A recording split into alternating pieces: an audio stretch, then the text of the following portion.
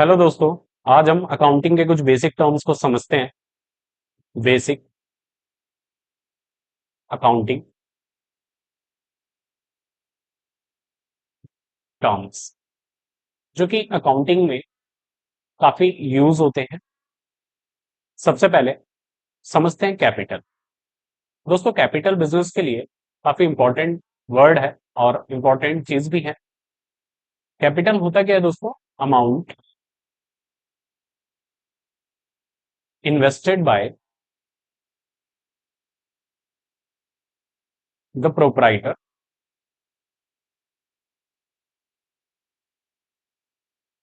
In on business.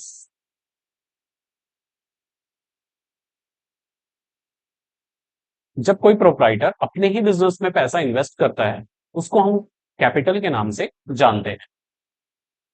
Second, drawings. दोस्तों, drawings काफी important word है। ड्राइंग्स आज तक हम समझते आए हैं चित्रकला, बट अकाउंटिंग में ड्राइंग का मतलब चित्रकला नहीं होता है। अकाउंटिंग में इसका मतलब क्या होता है? अमाउंट और any type of goods used by proprietor for personally.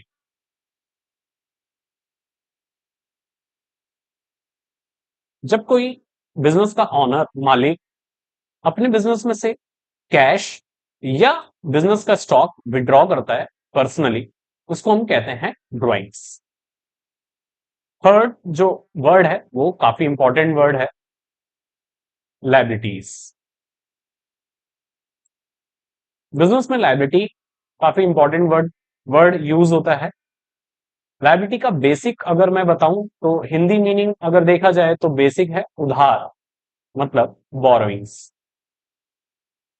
जो हम अपने बिजनेस को रन करने के लिए लेते हैं, चाहे वो बैंकिंग माध्यम हो या कोई थर्ड पार्टी हो। लायबिलिटी में एक्सटर्नल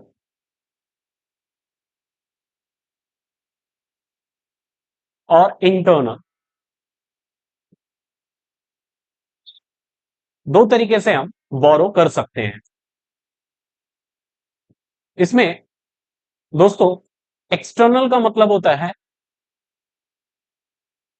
एक्सटर्नल का मतलब है कि किसी बाहरी व्यक्ति से हमने बोरो किया है, उधार लिया है। फॉर एग्जाम्पल, गवर्नमेंट हो गया, बैंक हो गया, क्रेडिटर्स हो गए, एक्सेट्रा। और इंटरनल लायबिलिटी में पार्टनर्स हो गए, मैनेजर हो गया। बिजनेस के अंदर से ही हम कोई बोरो कर लेते हैं तो उसको हम इंटरनल लायबिलिटी कहते हैं। लायबिलिटी को बिजनेस में दो तरीके से पढ़ा जाता है, करंट लायबिलिटी और नॉन करंट लायबिलिटी।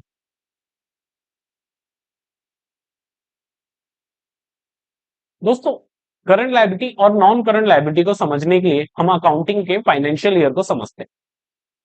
अकाउंटिंग में जो नया साल है वो हर ईयर 1 अप्रैल को स्टार्ट होता है।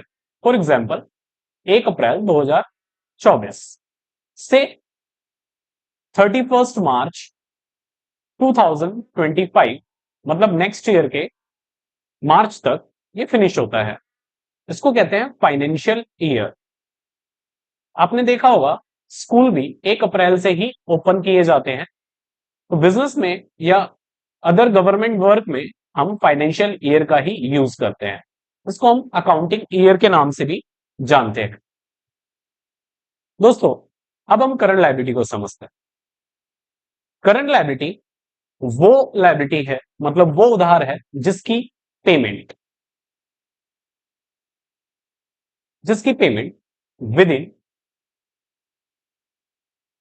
12 मंथ हो जाए, उसको हम करंट लायबिलिटी के नाम से जानते हैं बिजनेस में। नॉन करंट लायबिलिटी वो लायबिलिटी है, वो उधार है जिसकी पेमेंट आफ्टर 12 मंथ की जाती है। मतलब 12 महीने के बाद अगर हम कोई लायबिलिटी पे करते हैं तो उसको नॉन करंट लायबिलिटी के नाम से जाना जाता है। एंड विद इन 12 मंथ हम कोई लायबिलिटी की पेमेंट कर देते हैं, मतलब उधार चुका देते हैं, तो हम उसको करंट लायबिलिटी के नाम से जानते हैं। बिजनेस में इसको हम शॉर्ट टर्म के नाम से भी जानते हैं और नॉन करंट को हम लॉन्ग टर्म के नाम से जानते हैं। नेक्स्ट जो वर्ड है दोस्तों वो हम सीखेंगे एसेट्स, जो कि बिजनेस में काफी इंपॉर्टेंट रोल प्ले करता है। दोस्तों एसेट्स क्या होता है? फॉर एग्जाम्पल अगर हम अपनी जनरल लाइफ से ले तो आपका घर, घर में रखा हुआ AC, fridge, cooler, TV, bed, cash, jewelleries, ये सब आपकी क्या है? पर्सनल एसेट्स है, संपत्ति है। ऐसे ही दोस्तों बिजनेस में भी सेम इसी तरीके से होता है। जब कोई ऑनर, मालिक बिजनेस को स्टार्ट करता है तो वो बहुत सारे एसेट्स परचेज करता है। बिजनेस में यूज होने वाला कैश, बिजनेस के बैंक बैलेंस, ये सब उनकी संपत्ति है जो ऑन्ड बाय प्रोप्राइटर है। मतलब प्रोप्राइटर का खुद का कोई भी चीज अगर होती है तो हम उसको क्या कहते हैं? एसेट्स। एसेट्स को कई कैटेगरी में बांटा गया है बिजनेस के अंदर। सबसे इंपॉर्टेंट और सबसे पहला जो है करंट एसेट्स। करंट एसेट्स क्या होता है दोस्तों? करंट एसेट्स बिजनेस के वो एसेट्स है जो हम परचेज तो करते हैं बट दोबारा बेचने के लिए। It means for the purpose of resale और कन्वर्ट इनटू कैश। जल्द से जल्द हम उसको कैश में कन्वर्ट करना चाहेंगे, उसको करंट एसेट्स बोला जाता है। For example purchase of goods. Business के जब कोई गुड्स या स्टॉक या सामान हम परचेज करते हैं जिसको हम रीसेल करना चाहे, मतलब दोबारा बेचना चाहे, तो उसको हम करंट एसेट्स के नाम से जानते हैं। दूसरे कैटेगरी में आता है नॉन करंट एसेट्स। दोस्तों नॉन करंट एसेट्स बिजनेस की वो एसेट्स होती हैं जो बिजनेस में हम परचेज तो करते हैं बट लॉन्ग टाइम यूज करने के लिए, ना कि उसको बेचने के लिए। For example building, furniture, etcetera. इसमें जो हमारा पर्पज रहता है वो पर्पज रहता है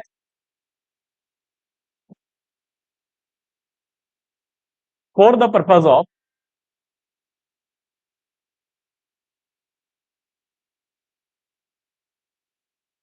रनिंग द बिजनेस,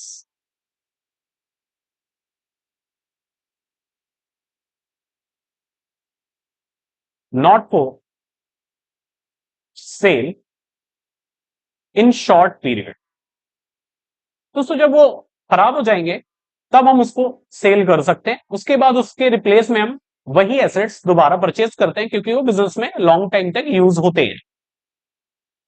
बिजनेस में नॉन करंट एसेट्स को हम फिक्स एसेट्स के नाम से भी जानते हैं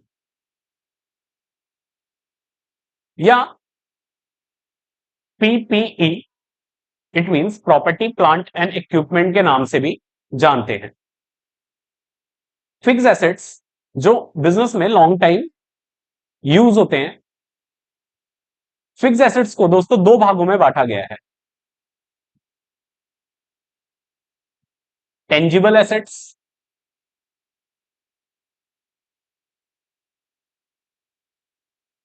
और intangible assets.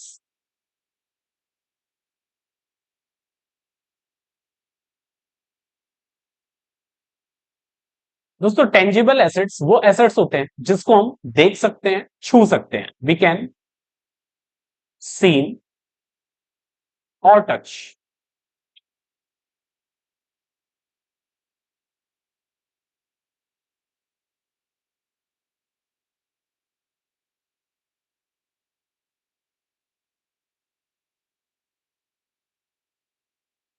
We can seen और टच, टेंजिबल एसेट्स कहलाते हैं। For example land, building, furniture etcetera. Non intangible assets वो एसेट्स होते हैं जिनको हम बिजनेस में ना तो देख सकते हैं ना ही छू सकते हैं, सिर्फ महसूस कर सकते हैं। मतलब वी कांट सीन और touch, only feel, only can feel. It means आप सोच रहे होंगे कि ना तो हम देख सकते हैं ना ही उसको छू सकते हैं, बट ऐसे भी एसेट्स होते हैं। यस, बिजनेस में ऐसे एसेट्स होते हैं। For example goodwill, patent, trademark, copyright, आपका जाना पहचाना वर्ड, कंप्यूटर सॉफ्टवेयर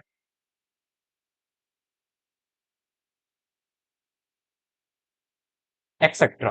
बिजनेस में ये काफी सारे नाम हैं जो कि इंटेंजिबल एसेट्स की कैटेगरी में आते हैं। किसी और सेशन में इन वर्ड्स के बारे में आराम से डिस्कस करेंगे। आगे नेक्स्ट,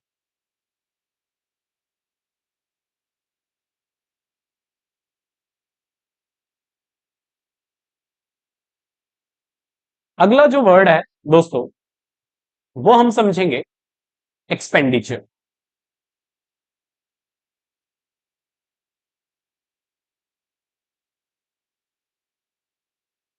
दोस्तों एक्सपेंडिचर क्या होता है, आप नाम से ही समझ चुके होंगे। एक्सपेंडिचर का मतलब क्या होता है, खर्चे। एक्सपेंडिचर का मतलब क्या है, खर्चे। हम अपनी पर्सनल लाइफ में भी बहुत पैसे खर्च करते हैं। मतलब जर्नली हम समझते हैं कि पैसा खर्च करना ही खर्चों की कैटेगरी में आता है। फॉर एग्जाम्पल जैसे कि हमने कोई मोबाइल फोन परचेज किया तो वहां पर क्या हुआ, एक्सपेंस हुआ। लेकिन बिजनेस में इसको तीन कैटेगरी में बांटा गया है।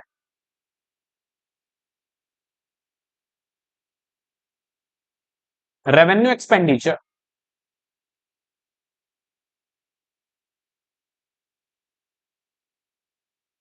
कैपिटल एक्सपेंडिचर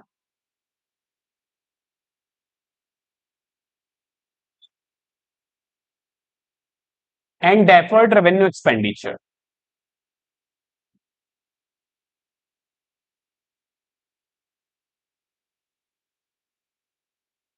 वैसे डेफर्ड रेवेन्यू एक्सपेंडिचर का ही भाई है। तो हम कह सकते हैं कि हमारे जो एक्सपेंसेस हैं वो दो कैटेगरी में डिस्ट्रीब्यूट है, एक रेवेन्यू एक्सपेंडिचर और एक कैपिटल एक्सपेंडिचर।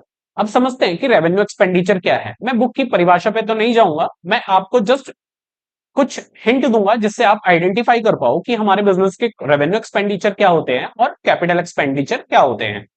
तो रेवेन्यू एक्सपेंडिचर को समझते हैं। कुछ पॉइंट्स मैंने यहां पर बता दूं जिससे आप आइडेंटिफाई करेंगे कि रेवेन्यू एक्सपेंडिचर ये होता है। बिजनेस के रेगुलर इंटरवल पर होने वाले जो खर्चे होते हैं, रेगुलरली जो होने वाले खर्चे होते हैं, उनको हम रेवेन्यू एक्सपेंडिचर कहते हैं। चाहे वो मंथली हो, वीकली हो या डे टू डे का खर्चा हो, ये सारे खर्चे हमारे रेगुलर बेसिस पे होते हैं, तो इनको हम रेवेन्यू एक्सपेंडिचर कहते हैं। For example purchase of goods,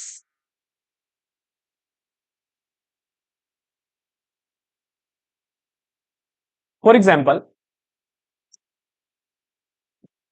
purchase of goods. आप अपने बिजनेस के स्टॉक को रेगुलरली परचेज करते हो तो ये बिजनेस का रेवेन्यू एक्सपेंडिचर होता है। फॉर एग्जाम्पल रेंट, रेंट आप रेगुलरली पे कर रहे हो हर महीने, तो ये भी आपके बिजनेस का रेवेन्यू एक्सपेंडिचर है। कैपिटल एक्सपेंडिचर को समझते हैं। कैपिटल एक्सपेंडिचर बिजनेस का वो एक्सपेंडिचर है जो purchase of non current assets को खरीदते टाइम किया जाता है। जैसे for example purchase of land,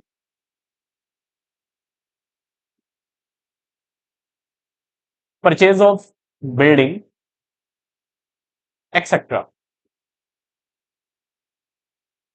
जो कि बिजनेस के लिए लॉन्ग टाइम में बिजनेस में यूज होने वाले हैं। नॉन करंट एसेट्स परचेज करना ही हमारा कैपिटल एक्सपेंडिचर होता है, या हम कह सकते हैं increase the value of non current assets, increasing the value of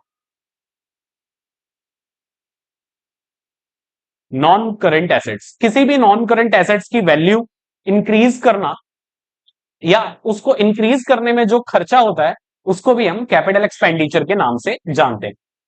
दोस्तों डेफर्ड रेवेन्यू एक्सपेंडिचर का ही भाई है।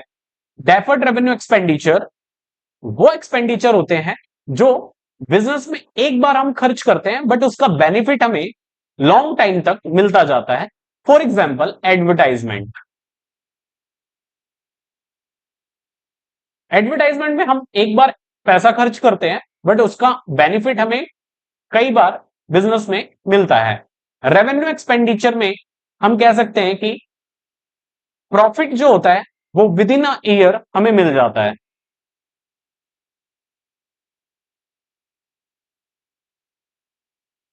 इस तरीके से दोस्तों capital expenditure, revenue expenditure and referred revenue expenditure की कैटेगरी बनाई गई है। बाकी वर्ड दोस्तों हम नेक्स्ट सेशन में मिलकर करते हैं। Goodbye and please subscribe the channel. Thank you.